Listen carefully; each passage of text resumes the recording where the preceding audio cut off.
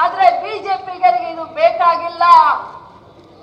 ಬಿಜೆಪಿಗರಿಗೆ ಜೆಡಿಎಸ್ಗೆ ಇದು ಬೇಕಾಗಿಲ್ಲ.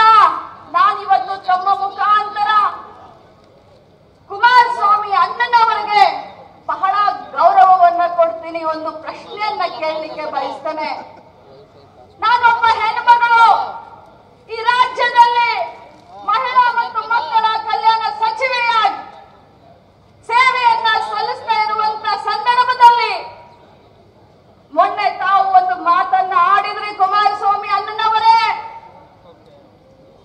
ಪ್ರೀತಮ್ ಗೌಡ ಅವರನ್ನ ಪಕ್ಕದಲ್ಲಿ ಕೂರಿಸ್ಕೊಂಡು ನನ್ನನ್ನ ಮೀಟಿಂಗ್ ಕರೆಸ್ತಾರೆ. ಪೆನ್ ಡ್ರೈವ್ ಅನ್ನ ಹಂಚಿದ್ದು ಇದೇ ಪ್ರೀತಮ್ ಗೌಡ. ಬಿಜೆಪಿಯ ಪದಯಾತ್ರೆಗೆ ನಾನು ಸಪೋರ್ಟ್ ಮಾಡೋದಿಲ್ಲ. ಯಾಕಂತಂದ್ರೆ ದೇವೇಗೌಡರ ಕುಟುಂಬಕ್ಕೆ ಪ್ರೀತಮ್ ಗೌಡ ಪೆನ್ ಡ್ರೈವ್ ಅನ್ನ ಹಂಚಿ ವಿಷಯ ಎಳೆದಿದ್ದಾನೆ ಅಂತ ತಾವು ಹೇಳಿದ್ರೆ. ತಂದೆ ತಾಯಿಯಾಗುವುದು ಇನ್ನೂ ಕನಸೆ? ಅಪೋಲೋ ಫರ್ಟಿಲಿಟಿ ಮೂಲಕ ನಿಮ್ಮ ತಂದೆ ತಾಯಿಯಾಗುವ ಕನಸನ್ನು ನನಸಾಗಿಸಿಕೊಳ್ಳಿ. ಉಚಿತ ಆಪ್ತ ಸಮಾಲೋಚನೆಗಾಗಿ ಕರೆ ಮಾಡಿ 9953323196. ತಾವೇ ಒಪ್ಪಿಕೊಂಡ್ರಲ್ಲ ಕುಮಾರಸ್ವಾಮಿ ಅಣ್ಣ, ತಾವೇ ಒಪ್ಪಿಕೊಂಡ್ರಲ್ಲ ಪೆನ್ ಡ್ರೈವ್ ನ ಕಥೆಯನ್ನ. ಒಬ್ಬ ಮಹಿಳೆಯಾಗಿ ನನ್ನ ರಕ್ತ ಇವತ್ತು ಕುದಿಯುತ್ತೆ. ದೇವೇಗೌಡರ ಕುಟುಂಬಕ್ಕೆ ವಿಷ ಅಂತ ಹೇಳ್ತೀರಾ, ಆದ್ರೆ ಆ 300-400 ಮಹಿಳೆಯರ ಕುಟುಂಬಕ್ಕೆ ಅಮೃತವನ್ನ ಎರೆದಿದ್ದೀರೇನು ನೀವು? ಇವತ್ತು ನಿಮ್ಮ ಕುಟುಂಬ ಮಾತ್ರ ಕುಟುಂಬ, ಆ ಬಡ ಹೆಣ್ಣು ಮಕ್ಕಳ ಕುಟುಂಬ ಅಲ್ವಾ?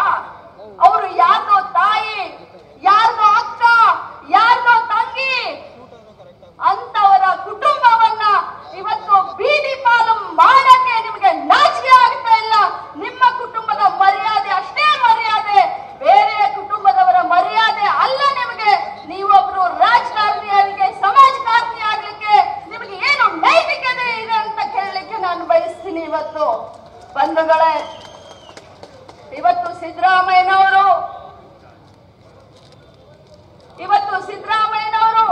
ಬಹಳ ಚೆನ್ನಾಗಿ ರಾಜ್ಯದಲ್ಲಿ ಸರ್ಕಾರವನ್ನ ನಡೆಸ್ತಾ ಇದ್ದಾರೆ.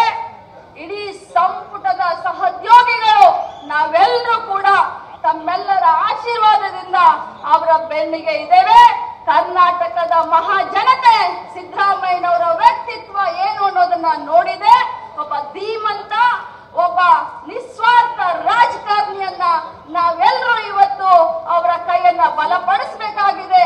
ತಾವೆಲ್ಲರೂ ಕೂಡ ತಮ್ಮ ತಮ್ಮ ಊರಿಗೆ ಹೋಗಿ ಇನ್ನು 10 ಜನರಿಗೆ ಈ ವಿಷಯವನ್ನ ಹಂಚಿಕೊಳ್ಳಿ ಅಂತ ಹೇಳ್ತಾ, ನನಗೆ ತಮ್ಮೆಲ್ಲರ ಹತ್ರ ಮಾತನಾಡಲಿಕ್ಕೆ ಅವಕಾಶವನ್ನ ಕೊಟ್ಟಂತ, ಆಯೋಜನೆ ಮಾಡಿದಂತ ಎಲ್ಲ ಮುಖಂಡರು ಕೂಡ ವಂದಿಸಿ ನನ್ನ ಮಾತನ್ನ ಮುಗಿಸ್ತೀನಿ. ಜೈ ಹಿಂದ್.